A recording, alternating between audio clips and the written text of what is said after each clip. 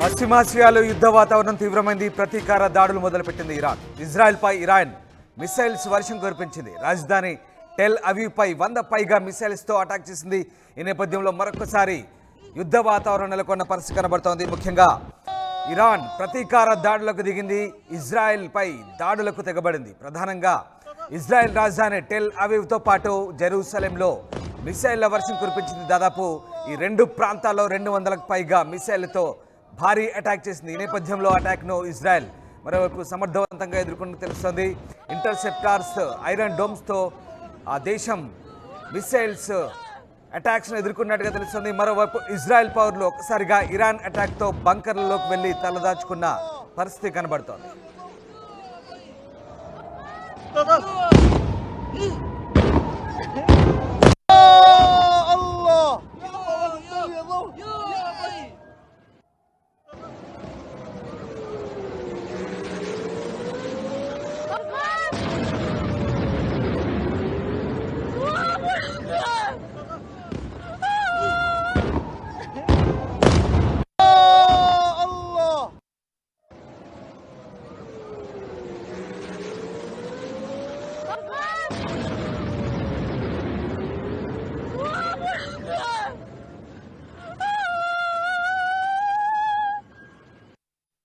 تفضلوا.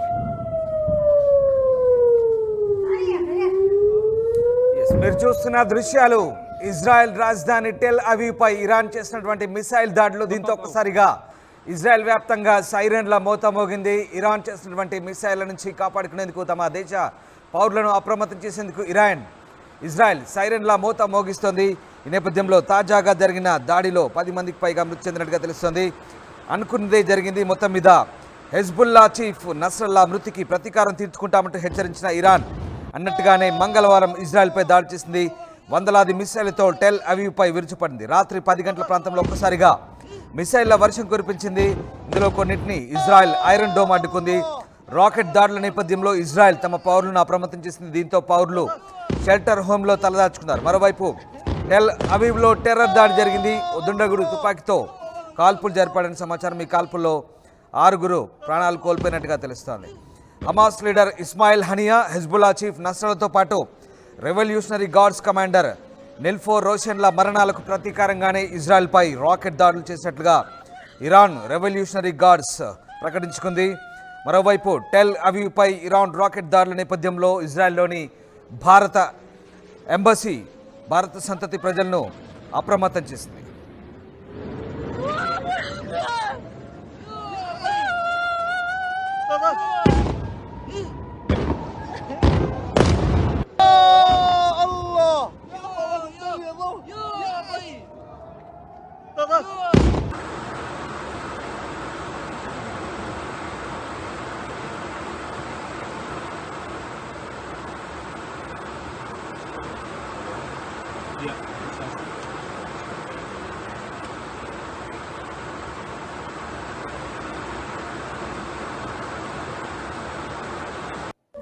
تفضلوا.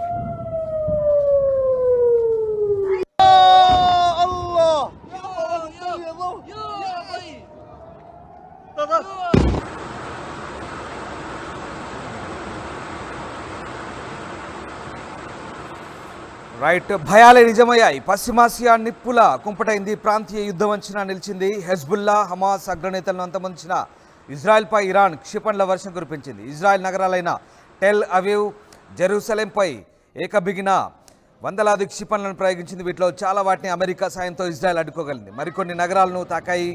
ప్రాణ నష్టం వివరాలు తెలియనప్పటికీ తమ వైపు కొద్దిమంది మాత్రమే గాయపడ్డారంటూ ఇజ్రాయెల్ ప్రకటించింది. హెజ్బుల్లాపై ప్రతీకారం తీర్చుకునేందుకే లెబనాన్లో భూతల దాడులు ప్రారంభించామని ఇజ్రాయెల్ ప్రకటించిన కొన్ని గంటల్లోనే ఇరాన్ క్షిపణుల ప్రయోగం మొదలైంది. ఇరాన్ నుంచి ప్రయోగించిన క్షిపణులు 12 నిమిషాల వ్యవధిలోనే ఇజ్రాయెల్లోకి ప్రవేశించాయి. ఈ దాడుల గురించి తమ అంతర్జాతీయ భాగస్వాములకు ఇరాన్ సమాచారం ఇచ్చింది. 10ల సంఖ్యలో బాలిస్టిక్ క్షిపణులను వాడినట్లుగా అధికారికంగాను ప్రకటించింది.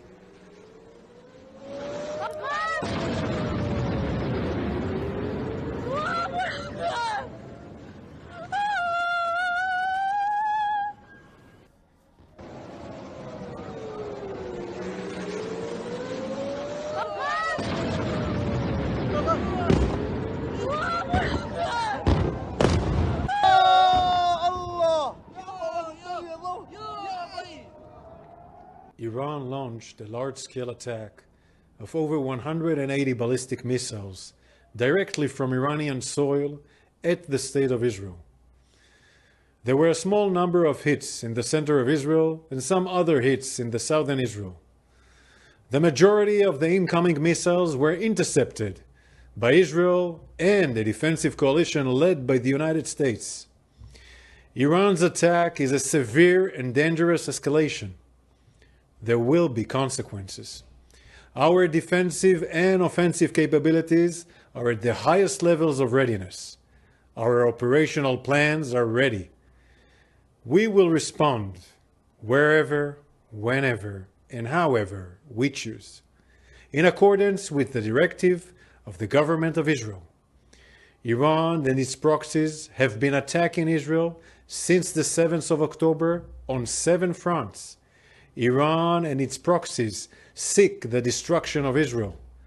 The Israel Defense Forces will continue doing everything necessary to defend the state of Israel and protect the people of Israel.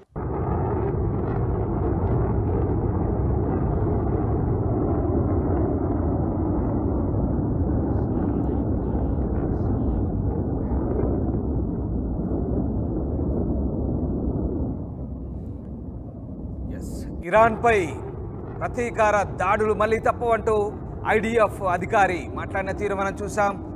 మూల్యం చెల్లించుకోక తప్పదంటూ ఇజ్రాయెల్ హెచ్చరిస్తోంది. మరోవైపు ఇక ఇరాన్ కూడా క్షిపణులతో బెంబేలెత్తించింది. ఇజ్రాయెల్ బాంబు షెల్టర్లోకి వెళ్లి తలదాచుకున్నారు. మరికొందరు రోడ్డు పక్కన రక్షణ ప్రదేశాల్లో దాక్కున్నారు. దేశమంతటా సైరన్ల మోత మోగింది. టీవీ ఛానళ్లు, మొబైల్ ఫోన్ల ద్వారా ప్రజల్ని ప్రభుత్వం అప్రమత్తం చేసింది. ఇరాన్ క్షిపణుల్ని కూర్చాలంటూ అమెరికా అధ్యక్షుడు జో బైడెన్ తమ దళాలకు ఆదేశాలు ఇచ్చారు. ఇరాన్ దాడులకు ప్రతీకారం తప్పదంటూ ఇజ్రాయెల్ హెచ్చరించింది. దీంతో ఈ పోరు మరింత విస్తరించి ప్రాంతీయ యుద్ధంగా మారే సూచనలు స్పష్టంగా కనిపిస్తున్నాయి. ఇటు ఇజ్రాయెల్లోని టెల్ అవీవ్ రాజధాని ప్రాంతమైనటువంటి జఫాలో ఇద్దరు సాయుధులు విచక్షణరహితంగా కాల్పులు జరిపారు. ఈ ఘటనలో 6 ఇజ్రాయెల్ చనిపోగా 10ల సంఖ్యలో గాయపడ్డారు. అయితే ఇజ్రాయెల్ సైన్యం ఇద్దరు అటాకర్స్ని తిరిగి కాల్చి చంపింది. దీంతో మరొకసారి ఉద్రిక్త పరిస్థితులు నెలకొన్నాయి. అటు టెల్ అవీవ్పై ఇరాన్ రాకెట్ దాడుల నేపథ్యంలో ఇజ్రాయెల్లోని భారత సంతతి ప్రజలను ఇండియన్ ఎంబసీ అప్రమత్తం చేసింది. అప్రమత్తంగా ఉండాలంటూ హెచ్చరించింది. అవసరమైతే తప్ప బయటకు రావద్దంటూ హెచ్చరించిన పరిస్థితి కనబడుతోంది. స్థానికంగా ఉన్నటువంటి బంకర్ల దగ్గరగా ఉండాలంటూ హెచ్చరించిన పరిస్థితి కనబడుతోంది. మరోవైపు సేఫ్టీ ప్రోటోకాల్స్ కూడా పాటించాలంటూ భారతీయులను కోరుతోంది Indian embassy. America, European union దేశాలు కూడా, బ్రిటన్ కూడా అక్కడి తమ పౌరులను హెచ్చరించిన పరిస్థితి కనబడుతోంది. మరోవైపు ఇజ్రాయెల్పై దాడి నేపథ్యంలో ఒక్కసారిగా ఇజ్రాయెల్, ఇరాక్, ఇరాన్, జోర్డాన్ గగనతలాలు మూసివేశారు. పూర్తి స్థాయిలో అప్రమత్తమైంది అక్కడి ప్రభుత్వాలు.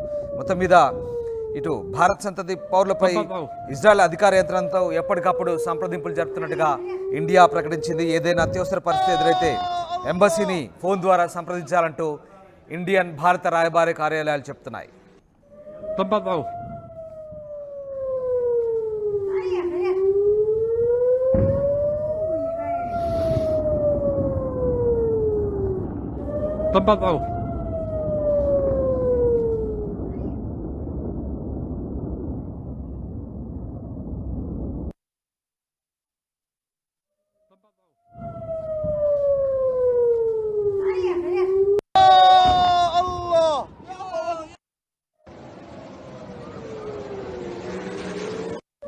تفضلوا.